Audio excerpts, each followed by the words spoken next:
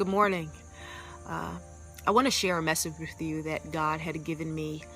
He's been dealing with me. Again, this season is about breaking. Through this season, God has been dealing with me heavily about my character.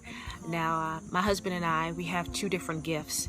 My husband has the gift of loving unconditionally. He's the type that you can borrow money from him, never pay it back, and ask him again, and he'll give it to you again. He has the heart that just forgets, as the Bible says we should have. And for me, that's not so easy. That's something that has to be developed in me, that God is developing in me, to have the character of Christ that is beyond my hurt and my pain. Now, what he's been dealing with me about is that he has sent me on assignments before.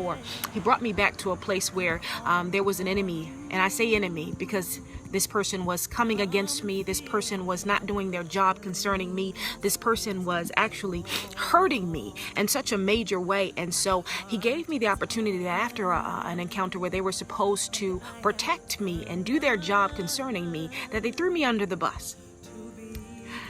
Now I pray. I'm a warrior. I pray, and I was asking God to contend with those that contend with me and fight against those that fight against me. You see, because I wanted vindication. But God had me experience something, a vulnerable place for this enemy. After that encounter where they had thrown me under the bus, they experienced a near-death experience where the doctor had told them that in 48 hours they would be dead.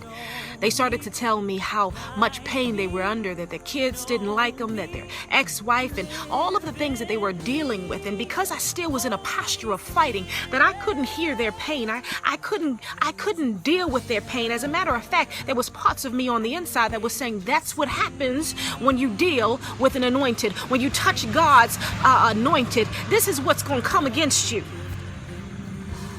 God took me back to that place and told me that was a time that he was expecting me to deliver and show his grace. When my enemy was at their weakest place, I was supposed to come in with a word that God still loves you. Christ adores you still.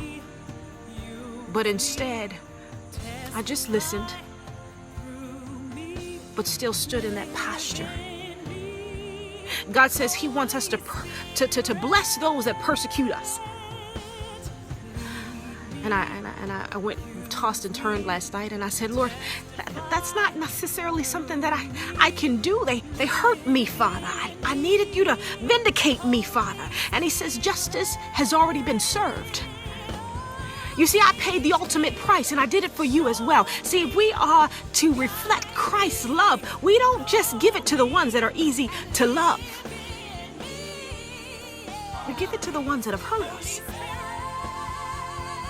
So now this same person, he revealed to me my husband's going through a very difficult situation and actually has to rely on this person again. And I was just so angry. I'm putting my posture of war, ready to fight them in the spirit and say, Father, smite them, break them down, show them who you are and who you've called me to be, that they can't touch your anointed. But God is saying, I'm allowing this because when you are able to show my grace, you didn't do that.